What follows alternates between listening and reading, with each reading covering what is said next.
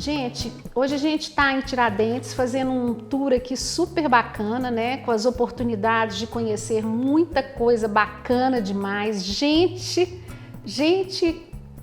sensacional, que vocês vão ter a oportunidade de conhecer o Alexandre, que vai se apresentar para vocês.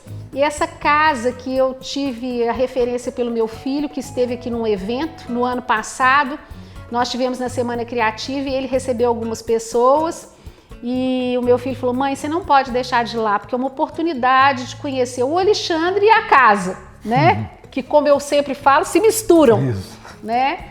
Então, Alexandre, eu queria que você se apresentasse para nós, para a gente começar aqui a falar das suas coisas, que eu tô assim, me segurando aqui para te perguntar uma série de coisas, porque eu tenho ido em muitas casas, mas aqui eu tô vendo muita coisa inusitada, no sentido assim de diferentes mesmo, que eu não vejo em outras casas. Então, eu quero te perguntar como é que é seu olhar, como é o que te atrai. Então, assim, se apresenta aí primeiro, tá, vamos lá.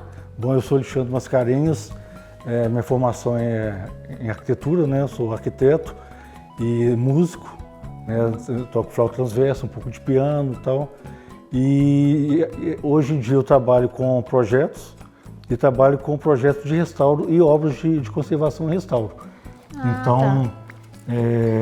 Eu transito entre Ouro Preto e Tiradentes, né? Ouro Preto é onde eu trabalho, onde eu tenho praticamente a minha vida de trabalho mesmo. Profissional, né? A vida profissional. Profissional tanto na parte acadêmica, no curso de conservação e restauro, eu sou professor, e também a maioria das obras que eu fiz, né, na área do restauro dos projetos, além de Minas ter outros lugares, mas Ouro Preto também tem algumas coisas bem interessantes, os projetos lá da Matriz Nacional de Conceição, e sempre também, né, atuando junto com ex-alunos, né?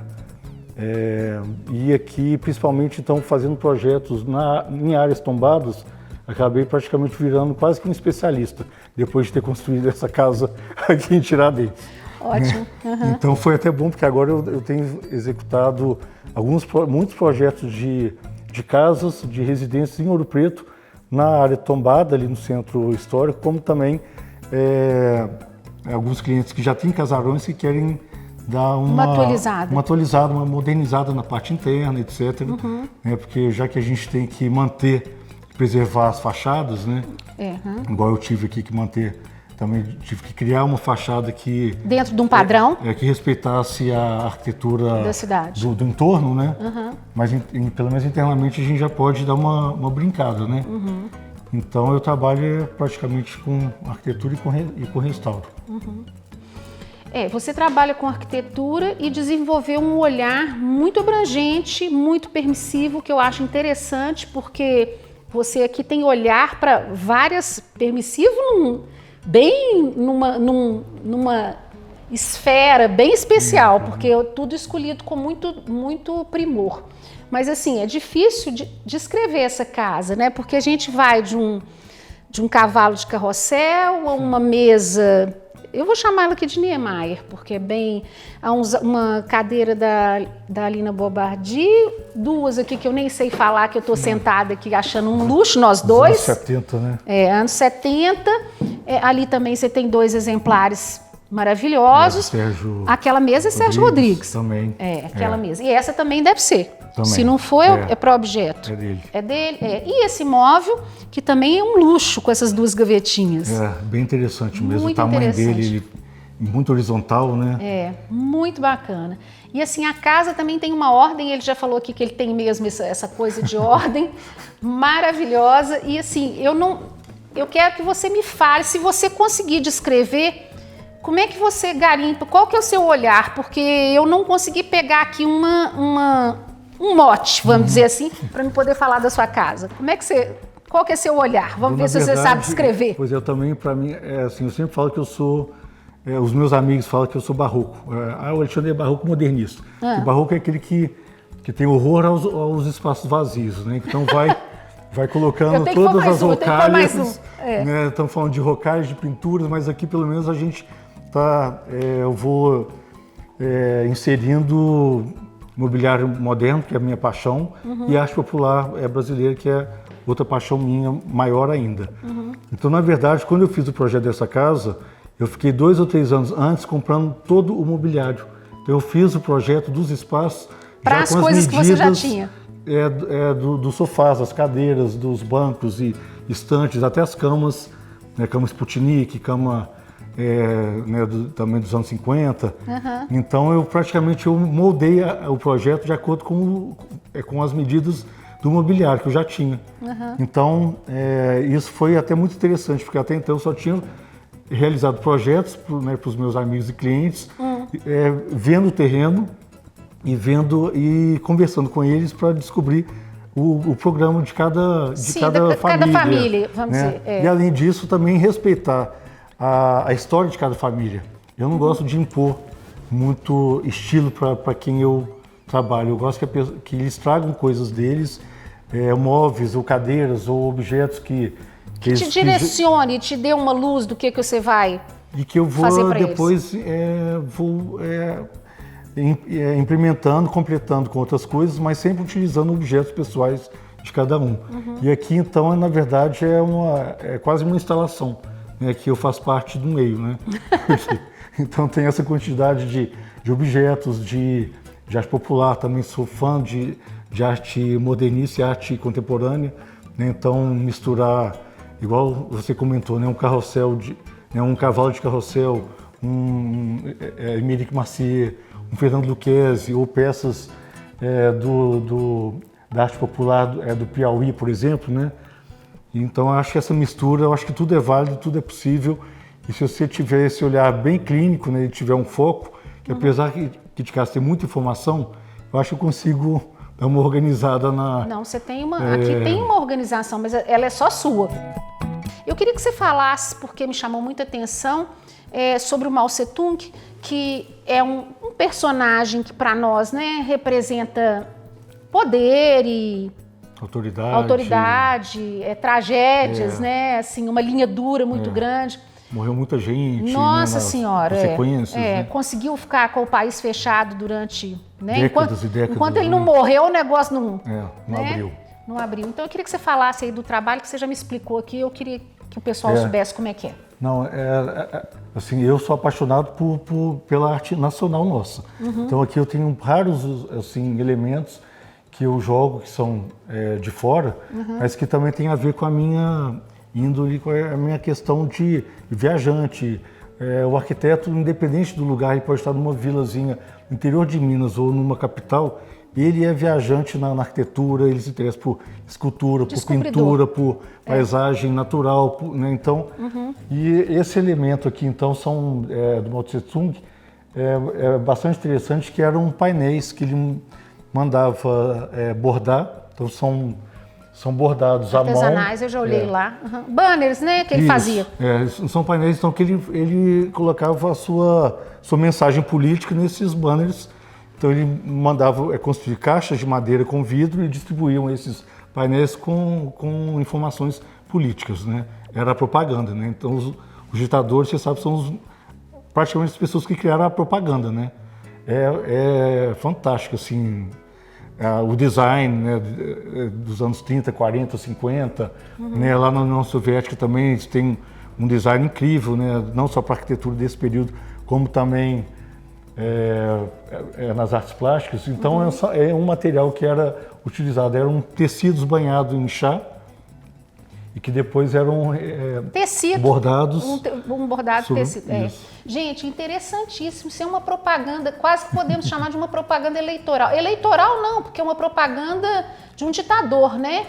Então, assim, o personagem do Mao Tse-tung virou um ícone, né? Até, assim, na decoração, ele é altamente explorado. Eu, na minha casa, tenho o meu lá e não abro mão dele, que eu acho lindo, mas não tão poderoso assim e não o original de uma campanha. Fantástico isso. Fantástico. Fantástico. Às vezes a gente fica com um pouco de receio, não? Será que eles vão achar que eu sou... que eu tenho a ver com a questão da política? Mas eu acho que negócio é arte. Já virou, isso para mim, uma peça de arte. É arte. Né? Não, e tá tão bem colocado que você chega ali no meio disso aqui, como é que ele tá absorvido pelas outras coisas. Olha, fantástico, viu, gente? é a superação do não formato, né? Aqui a gente tem, não é isso, Alexandre? É verdade, flexibilidade total. Flexibilidade total, isso eu acho fantástico, porque eu acho que a gente tem que ter liberdade, sabe?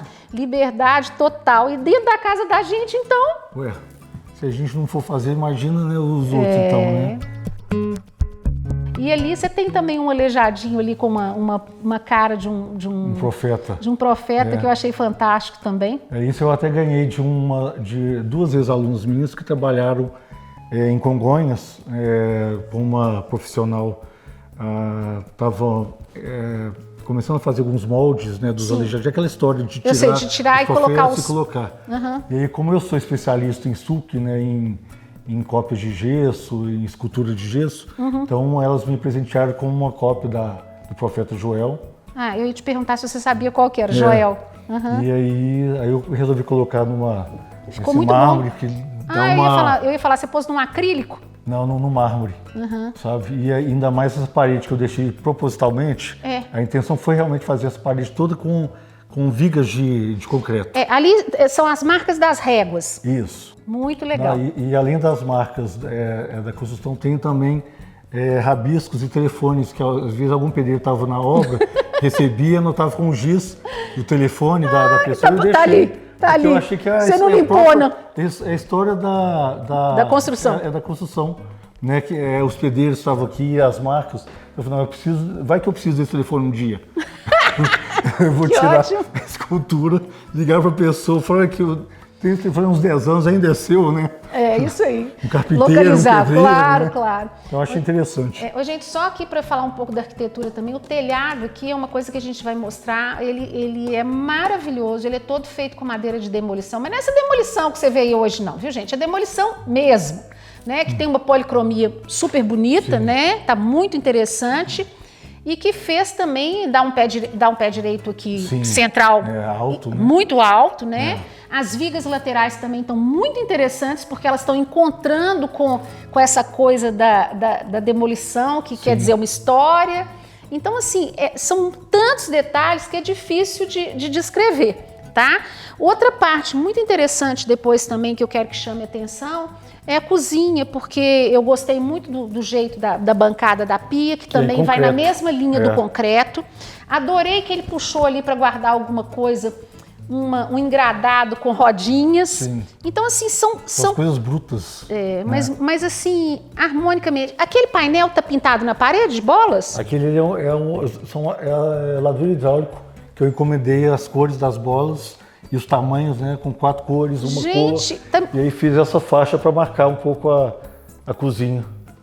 Olha que coisa mais linda. Eu achei que ali tinha um pano, uma tela pintada. Eu não cheguei ali perto, né? A casa tá lindamente enfeitada para nos receber com palmas, que são flores que ficaram em desuso, porque tudo na decoração tem moda, e elas ficaram em desuso muito tempo e agora elas estão no auge na decoração de novo, e elas têm uma elegância ímpar, né? Porque elas são muito alongadas.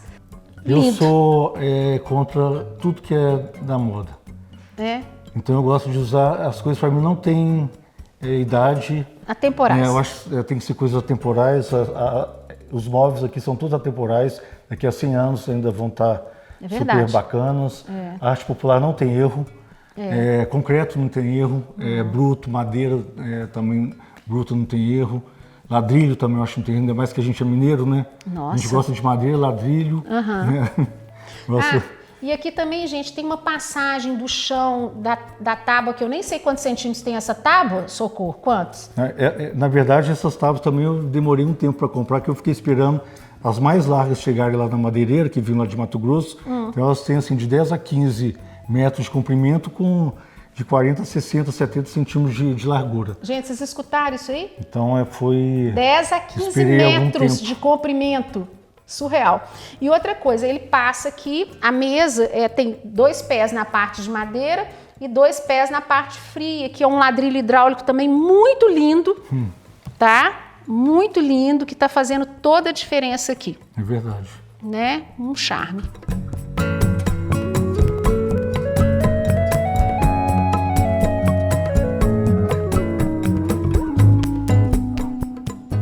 Alexandre, agora me fala um pouquinho da sua ligação com a música.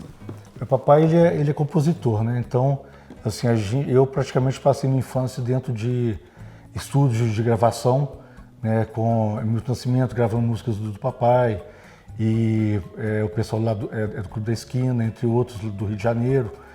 Então, a gente praticamente recebendo essas pessoas em casa, né? Então, a gente foi muito estimulado, porque a mamãe também é uma pessoa super musical, antenada e muito filha de português mesmo, né? Então, a mamãe sempre gostou de arte, de todos os tipos de arte. Uhum. Então, ela sempre, desde criança, queria que a gente tocasse alguma coisa, soubesse algum esporte e não sei o quê, né? Então, aí acabei começando a tocar flauta transverso, né? E aprendi algumas coisas de piano até com meu pai mesmo. Uhum.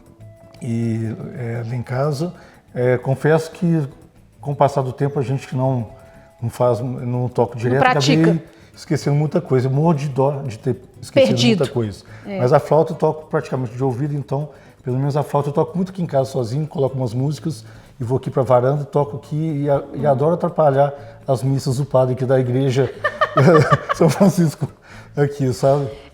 Santo Antônio. Eu não falei que aqui a gente está atrás da matriz de Santo Antônio, muito próximo. É o segundo lote depois da matriz, tá? Alexandre, só mais chamar uma atenção aqui, as carrancas. Essa é uma carranca da Lia das Carrancas, e a Lia das Carrancas ainda é viva, mas ela não está executando já há muitos anos, então é uma carranca de 3 lados, e que eu acho muito... 3? São 3 caras, sabe? E aí, uma coisa muito interessante que o meu avô, não, meu bisavô, ele tinha um desses flutuantes, né, desses barcos que subiam... Ele era proprietário? O Rio São Francisco, e na casa dele, minha avó comentava que eles tinham o povo parava, e aí para ter algum assunto na cidade, ele criou tipo um zoológico, então tinham onças e bichos assim, selvagens lá na propriedade deles, que eles recebiam, as pessoas passavam ali o dia e depois voltavam, né, pro barco, pro vapor, e depois subiam. Então é uma ligação com Pirapora que eu também custei a lembrar, mas é uma coisa Pirapora. Muito nossa, né? Isso eu ia falar, gente, a carranca também é uma coisa tradicional, né, de Minas para cima, né, era através dos vapores, né, que subiam para o Nordeste. E é uma coisa muito marcante, com muito folclore, com muita história, que é muito interessante, né? Às vezes as pessoas têm medo, porque carranca tem aquela coisa meio pesada, né? Mas ela é para proteção, né? Ela exato. É para proteção. Muito bacana, Alexandre, você ser professor, porque com essa carga de conhecimento, você poder passar um pouco disso aqui para os alunos interessados que queiram absorver um pouco, é muito importante. Inclusive, quando a gente faz viagens com eles aqui em Tiradentes, eu até trago eles aqui, a gente toma uns vinhos, umas coisas assim. Eles devem adorar. Eles devem adorar. Um pouco outras...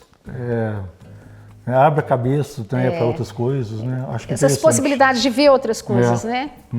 Eu não falei dos santos, você tem um crucifixo bonito, tem ali também uma coisa de um castiçal. Um castiçal maravilhoso, com um trabalho de madeira maravilhoso.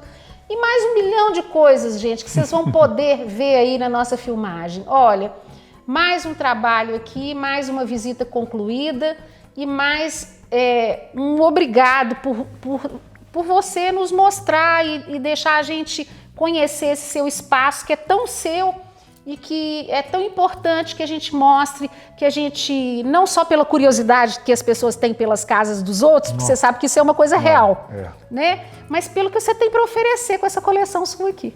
Amei. Bacana, eu adoro ficar andando pelas ruas e ficar vendo pela janela.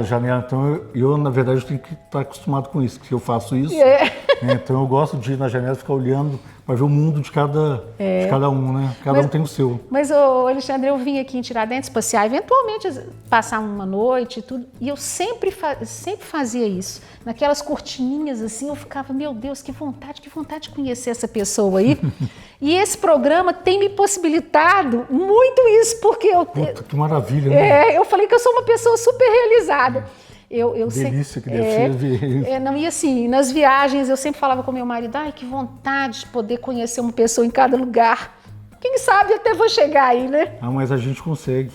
Por exemplo, eu tenho um caso rapidamente, que é muito interessante. Tem um quadro aqui, é tudo em função desse quadro. Com essa coisa de andar pelas cidades e ficar olhando os interiores, numa dessas idas em Olinda, estava até lá pela FENEARTE, aí eu comecei a ver que várias pessoas das casas tinham um quadro de um mesmo artista, que me lembrava um pouco o João Câmara, aquela do Reinaldo, etc. Aí eu falei, gente, quem que é esse pessoal? Aí eu bati numa das casas.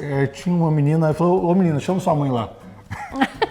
Aí ela foi correndo, chamou a mãe, falou, quem que é esse artista? Esse aqui é até um cunhado meu, o Delano, casado com minha irmã, mas ele faleceu tem poucos anos, né? Ele morava em frente à casa do João Câmara, e aí falou, será que você pode me dar o telefone da sua irmã?